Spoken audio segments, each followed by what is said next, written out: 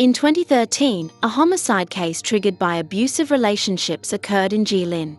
In one family, the elder sister fell in love with her younger sister's husband, while the brother-in-law also had an affair with his sister-in-law. The two brothers-in-law became love rivals, fighting for love, and even resulting in a death. Even more shocking, after learning her husband had been killed, the elder sister concealed the truth just to elope with her brother-in-law.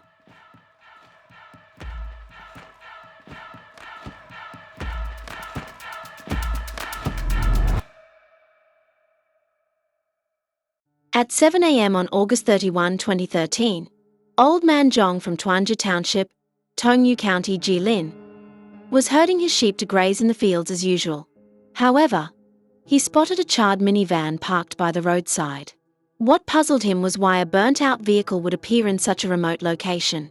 Driven by curiosity, Old Man Zhong approached the minivan for a closer look.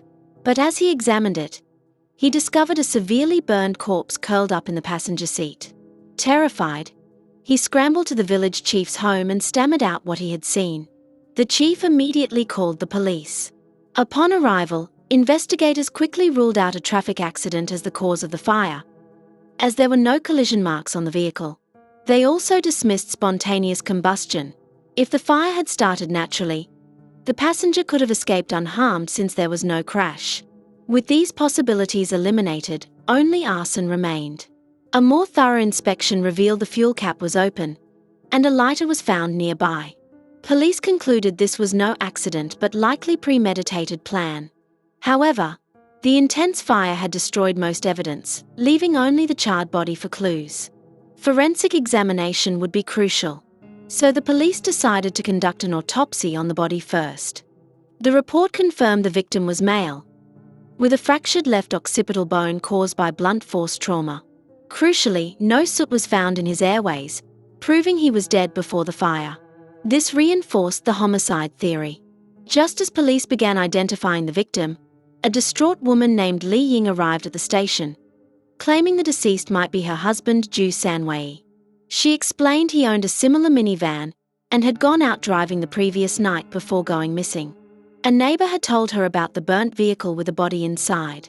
Due to the severe carbonization, Li Ying couldn't confirm the identity visually.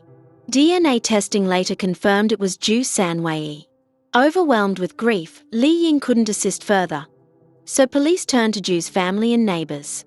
Despite Ju's good reputation as a quiet, hard-working man with no known enemies, his brutal death baffled investigators. What had happened that night? Why was he killed? Soon a suspect emerged: Zhong Shishan, Ju's brother-in-law.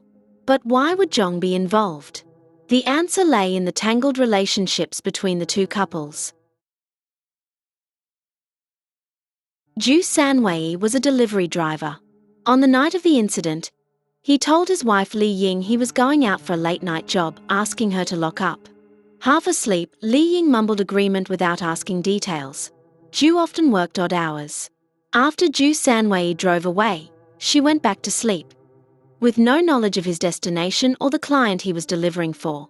It wasn't until next morning, when Li Ying noticed his overnight absence, that she tried calling repeatedly, only to find his phone powered off. That was when suspicion crept in. Meanwhile, police investigations revealed that two livestock traders had passed the crime scene around 2 a.m. on August 31st. They noticed the vehicle already ablaze, but through the flames saw no one inside. Rushing to the morning market, they left without further inspection. Based on their statements and forensic analysis, investigators concluded the witnesses missed Ju Sanwei because his body was slumped diagonally across the passenger seat. Cross-referencing all evidence, police determined the incident occurred between midnight and 2:30 a.m. on August 31, 2013. This narrowed the prime suspect to whoever had rented his delivery services during that critical window. To urgently trace Ju Sanwei's final movements, police deployed teams to conduct door-to-door investigations radiating from the dump site.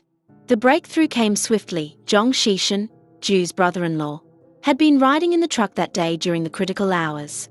This raised the pivotal question: if both men were together at the crime scene, why was Ju burned beyond recognition while Zhong walked away unscathed? This evidence positioned Zhong Shishan as the prime suspect. Police summoned him immediately to reconstruct that night's events, but in a stunning twist, Jong confessed outright the moment he entered the station. It was he who killed Ju. According to Jong Shashin's confession, on August 30, he had asked Ju Sanwei to help transport goods to the county seat in the early hours of the 31st. After Ju picked him up, Jong fell asleep in the passenger seat, only to be jolted awake by the rough ride. Irritated, he complained about this.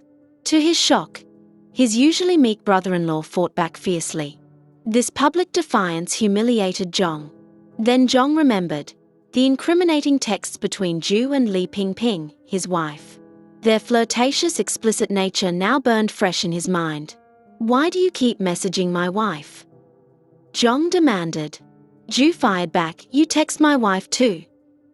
That single sentence ignited Jong's rage like a lit match to gasoline. Actually, Jong had already noticed the affair between his wife and Zhou. The discovery of those voluminous flirtatious messages between his wife and Ju Sanwei had festered in Jong's mind for months, breeding seething resentment. Now their argument escalated violently, from heated words to brutal physical combat inside the cramped truck cabin. Jong was not as strong as Zhou, and finally he was defeated by him. He then jumped out of the truck and picked up a stone, smashing it towards the back of Ju Sanwei's head. After multiple blows, Ju Sanwei gradually stopped struggling. Exhausted from the beating, Jong Shishin collapsed to the ground. As his senses slowly returned, he stared in horror. Ju Sanwei lay completely still, motionless. Trembling with fear, Jong Shishin decided to cover up his crime with a raging fire. He dragged Ju Sanwei's body into the passenger seat, pulled out his lighter, popped the fuel cap to ignite the car, then fled the scene in haste. At this point, the suspect had been apprehended and had confessed to the crime. Just when it seemed the case could be closed, the police noticed something strange. That was, during their initial argument, Ju Sanwei had revealed that Jong Shishin had been sending messages to his wife Li Ying. This proved Jong's motive was far more calculated than he had admitted. The police now suspected that Jong and Li Ying were involved in a hidden affair, one that Ju Sanwei had discovered. Fearing exposure, Jong chose to silence Ju permanently. So the police decided to preserve Jong Shashin's confession and reopen the investigation into the relationships between all four individuals. But when detectives dug deeper, the truth they uncovered left everyone stunned. The feud between these brothers-in-law was more twisted than a soap opera, with the sisters entangled in what could only be called a real-life spouse swap scandal. After obtaining Jong Shashin's confession, the police decided to search Li Ying's home to investigate the nature of their relationship. During the search, they discovered a handwritten note, one that Jong Shishin had left for Li Ying. On the note, Jong Shishin had written, "I miss you so much, every single day. I don't care what happens at home anymore. If the police question you, say nothing." With this discovery, investigators confirmed Li Ying's relationship with her brother-in-law was far from innocent. It had escalated into a full-blown affair. To uncover the truth, police contacted Ju Sanwei's parents. They revealed their son's marriage had long been strained, and the couple had nearly divorced just before the incident. Ju Sanwei had confided in them, "Li Ying is seeing someone else, but I don't have proof yet." He refused to finalize the divorce until he could expose her infidelity, knowing it would change everything in the property settlement. After learning this lead from Ju Sanwei's parents, the police began investigating evidence of Li Ying's marital infidelity. They first checked Li Ying's phone records but found nothing suspicious. However, they noticed Li Ying frequently recharged her phone at a small convenience store. Police then visited the store, located not far from Li Ying's home, and examined its payment records. There they discovered Li Ying had recharged 2 phone numbers. One, ending in 7120, was also registered under her name, a number she had deliberately concealed during the initial investigation. Even more bizarre, Li Ying had used this hidden number to call an unknown contact multiple times on the night of the crime. At 2 a.m., 3 a.m., 4 a.m., and again at 7 a.m. This directly contradicted her original statement that she had been asleep all night. Faced with this inconsistency, the police summoned Li Ying for formal interrogation at the station. Under interrogation, Li Ying finally confessed. The unknown number belonged to Jong Shishin.